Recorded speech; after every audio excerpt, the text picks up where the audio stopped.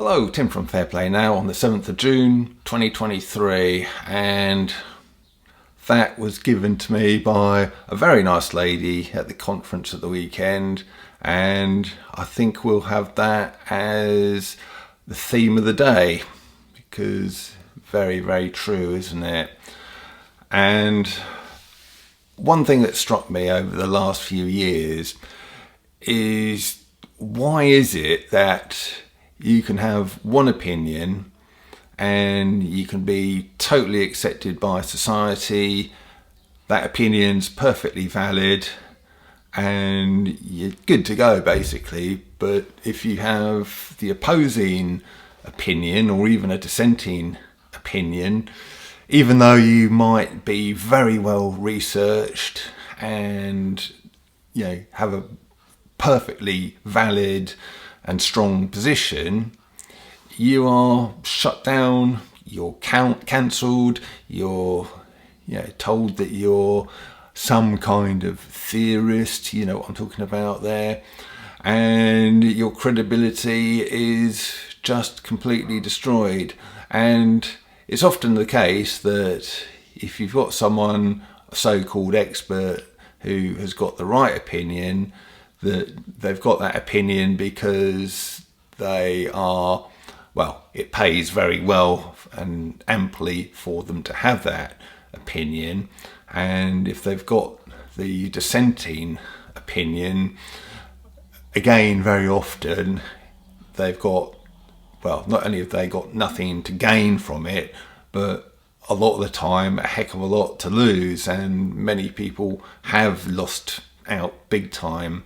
I've spoken to some of them, and these, I just can't believe that we're living in times where we have got this, where, if your opinion, what you want to do, means that you are shut down, excluded from society. And it is just, I was talking yesterday about freedom, hard-won freedoms, and it's yet another example, isn't it, of how our freedoms are shut down. And I came across a very good meme this morning while I was having my breakfast, and let's just talk a little bit about the kind of people who promote this kind of thing. You know who I'm talking about: politicians, famous politicians, celebs, and sort of various other sort of billionaires and that kind of thing. And these kind of people, let's just take a look at some of their hypocrisy, shall we?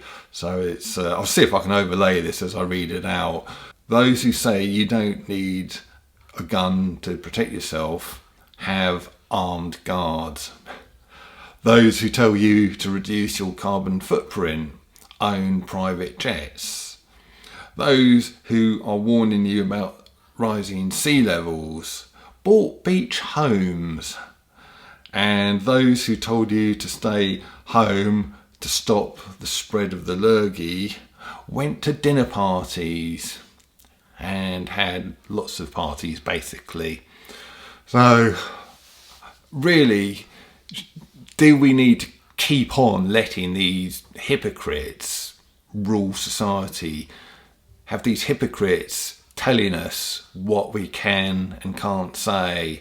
Have these hypocrites telling us that if your opinion doesn't match with the mainstream narrative, you are going to be cancelled and you're not a valid or valued member of society?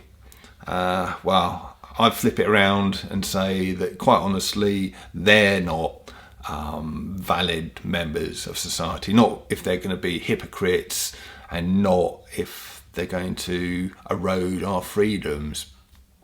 So just a little point there.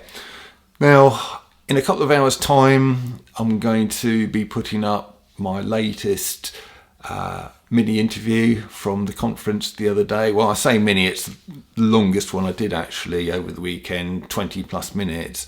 with a guy called Dan Aston Gregory. I know many viewers will recognise his name. He is of the Pandemic podcast fame, which I think he still incorporates in his current channel, but that used to be a channel in its own right back at the height of the lurgy. And in actual fact, he and his podcasts did help me out in my darkest times of despair back there in 2020, early 2021. And it was a really valuable resource, and I think I recommended his channel on some of my earlier videos quite a lot, or a fair few times. So it was a real privilege to get to meet the guy, see him in 3D, and just to sit there in a room and interview him really and have a conversation with him. He's got had some very interesting things to say, and the interview's got kind of a bit of a false end. You think it's coming to an end, and I'm shaking his hand and saying, yeah, that's great, thank you very much. But then for some reason the conversation just carried on for about another 7 or 8 minutes, and after that, because I suppose both of us thought the interview was pretty much done, we kind of relaxed a bit, and Dan opened up a fair bit more and was a bit more relaxed, as I was, and he came out with some sort of more gems really. And the story of him, how he woke up was very interesting. He actually started waking up during the 2008 financial crisis. He used to work in finance back then and saw how the mechanisms worked, and basically you'll hear him saying this, but he was saying that recession could have been stopped, but it wasn't. And he was saying why wasn't it stopped? And that is what started his awakening process.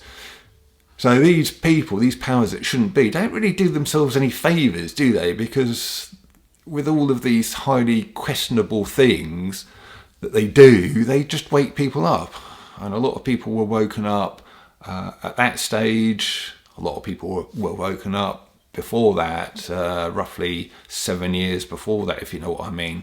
And of course, with 2020 and everything that went on then, even more people woke up, and it's getting to a crazy degree as far as the powers that shouldn't be are concerned now. I did see someone saying that we're getting up to pretty much 50% of the population worldwide now just doesn't trust Big Pharma.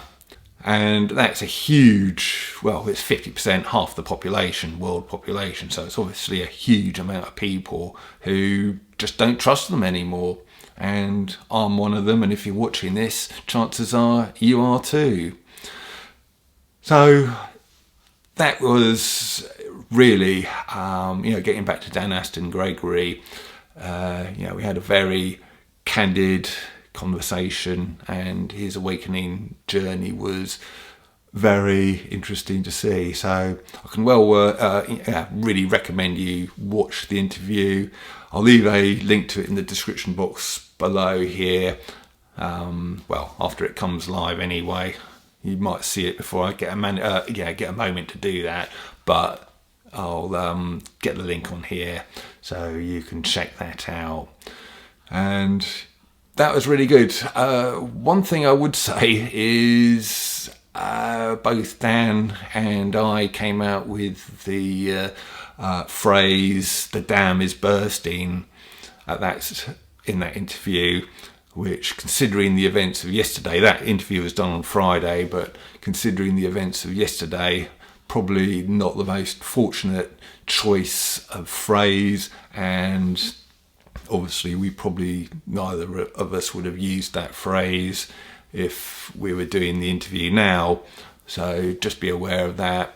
Anyway, going to keep this one relatively short, going to finish it, let you go and see that interview with Dan Aston Gregory, and I can recommend his channel.